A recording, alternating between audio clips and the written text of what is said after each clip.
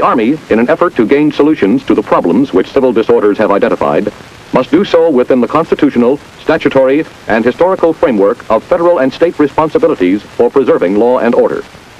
Involvement of military forces will be as a last resort, and when civil authorities are no longer capable of controlling the disorder.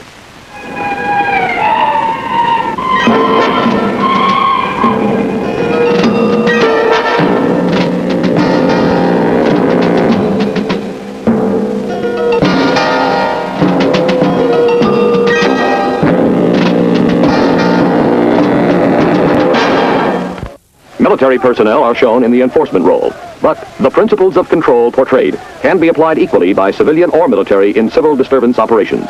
When peaceful demonstrations are held, the perimeters of the area should be policed. Opposing groups should be kept out of the area to avoid possible conflict. To maintain intelligence of the progress of these demonstrations, plainclothesmen should be infiltrated into the group. To avoid the possibility of an incident being created, it is further recommended that no uniformed law officers be stationed within sight of the demonstrators.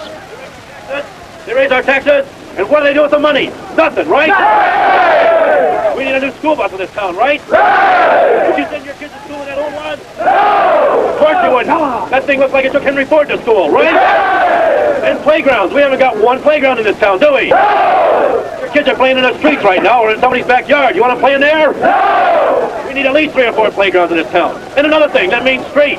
It looks like... Isolated and secured from outside interference or agitation, such demonstrations will usually terminate peacefully in a minimum of time.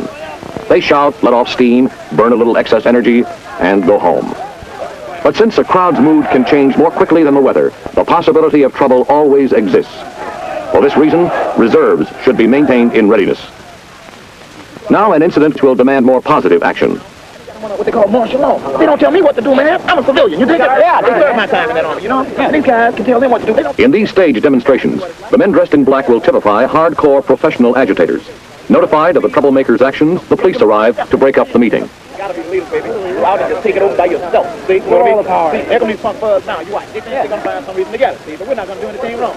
We're not doing anything wrong. Nothing, baby. Yeah, baby, go home and tell your G.I. Joe. You don't tell me that, man. I'm a civilian, man. You dig it? Hey, man. I'm not doing anything. Yeah, I'm wrong. Say us who? Why don't you show me it's enough, man? Huh? You don't tell us where to go and what not. This is my time. When the group refuses to disband, action must be taken. Now the agitators shift their troublemaking skills into high gear, playing on the sympathies of a crowd which has gathered spontaneously. They mingle with the people, using the naturally contagious qualities of excitement and violence to incite them into action. More force is needed and is called for. Note that the reinforcements approach in formation, organized, intact, and formidable. This is an important psychological point.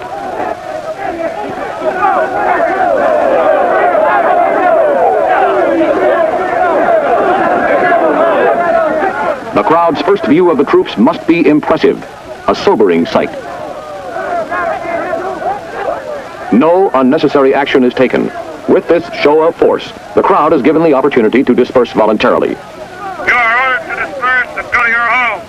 We will no longer tolerate this lawlessness and interference with law and order. You have 2 minutes in which to disperse and go to your home. If you do not do so, we will use necessary force to make you do so.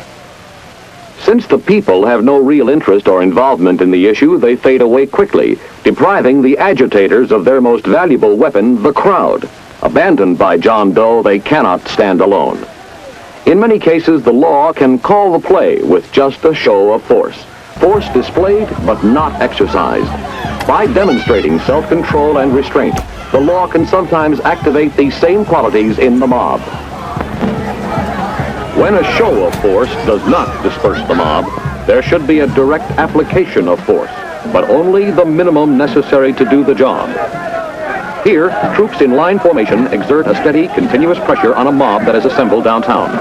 The line, which can be used in defense to deny access to an area, is very effective for moving a crowd straight back. The objective is to shift the crowd toward an intersection.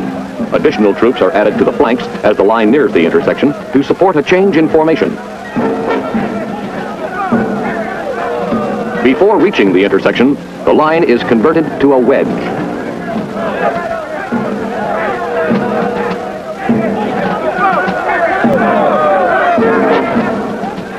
The wedge formation serves to split the mob into smaller, more easily handled groups, which are separated and channeled into different side streets.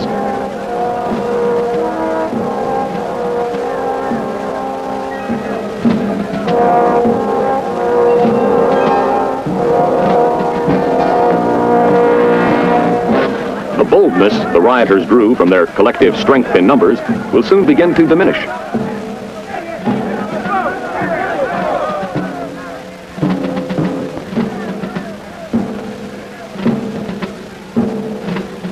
Reserves move out in support to help move the smaller groups back toward the residential areas. Again, an absolute minimum of force is used. In effect, the crowd is escorted home, and no detours are allowed. The formation exerts a steady, unrelenting pressure. It does not move so quickly that the crowd cannot easily withdraw before it, nor so slowly that the crowd can pause to regroup or rebuild its sense of unity. Here, the mob is channeled in the desired direction by a combination of concertina wire and an echelon formation that literally steers it around a corner.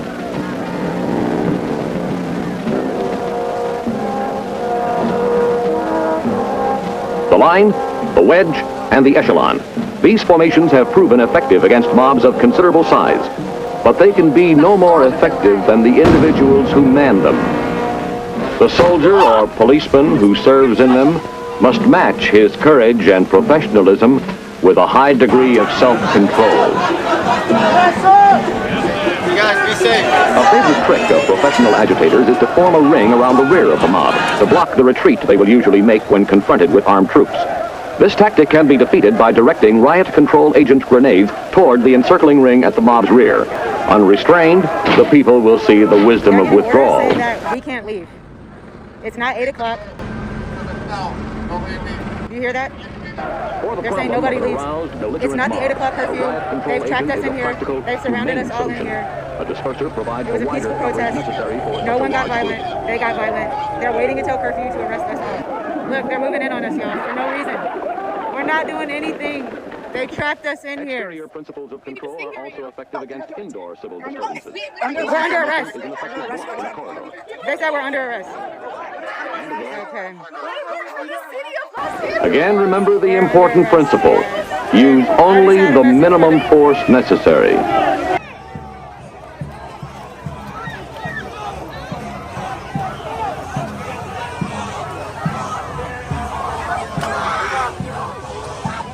Using a dry-type fire extinguisher as a dispenser, this team demonstrates the indoor effectiveness of CS.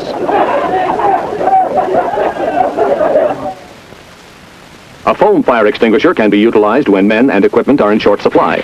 Spread on a corridor floor, the foam or a substitute high concentration of soap suds can work wonders. Watch. It may be necessary to exercise tight control over normally unhampered civilian activities.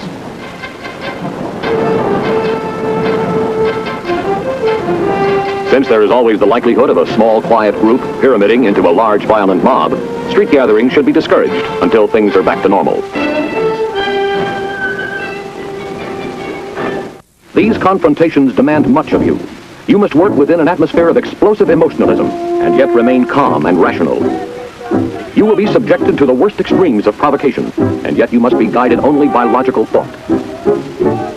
When every natural instinct within you begs for action, you must remain passive. And when finally, the preservation of law and order requires the use of force, you must exercise it with judgment and without malice.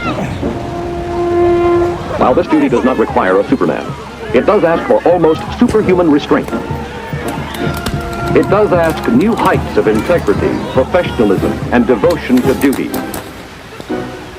It does ask that you never forget that you serve the people, and that their safety and well-being are always your foremost objective.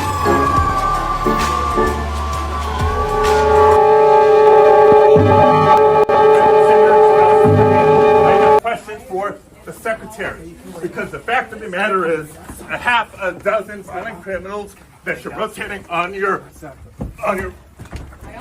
heads off. How many of our ICE agents